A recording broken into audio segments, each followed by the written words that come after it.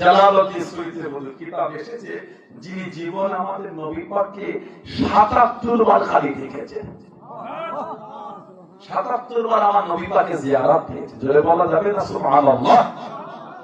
এই ৭৭ বারের মধ্যে ৩৫ থেকে ৩৭ বার চামড়ার চোখে নবী পাককে দেখেছেন। বললেন আলহামদুলিল্লাহ।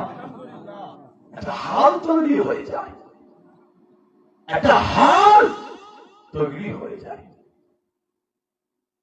বুখারী শরীফে ৬৯৯৩ নম্বর একটা হাদিস শরীফ এসেছে।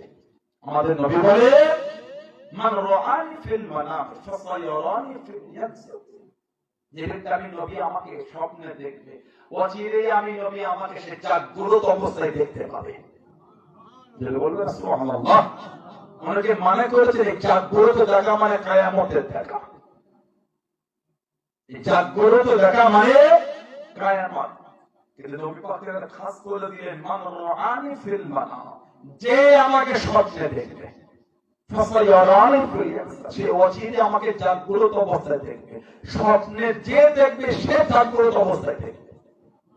কিন্তু দুনিয়ায় যিনি নবী পাককে দেখবে, স্বপ্নে হোক বা জাগ্রত অবস্থায় হোক, তিনিও দেখবেন কিয়ামতে, যিনি দেখবেন না তিনিও দেখবেন। তার খাস হলো না? নবী পাককে কারোর জন্য খাস করছে, যে স্বপ্নে দেখবে সে অচিরে আমাকে জাগ্রত দেখবে। এই অচিরে দেখাটা কিয়ামতের দেখা নাই, দুনিয়ারই দেখা। জোরে বলা গেল না?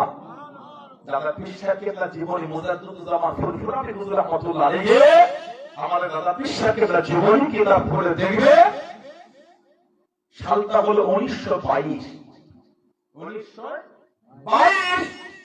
এই 1922 সালে ফুরফুরা শরীফে মাহফিলায় বাংলা ফাল্গুনে 21, 22, 23 ফাল্গুন লক্ষ লক্ষ মানুষ 1889 বা 1891 সালে দাদা হুজুর প্রথম শুরু করেছিলেন। মাত্র 250 মাদ্রাসা, 250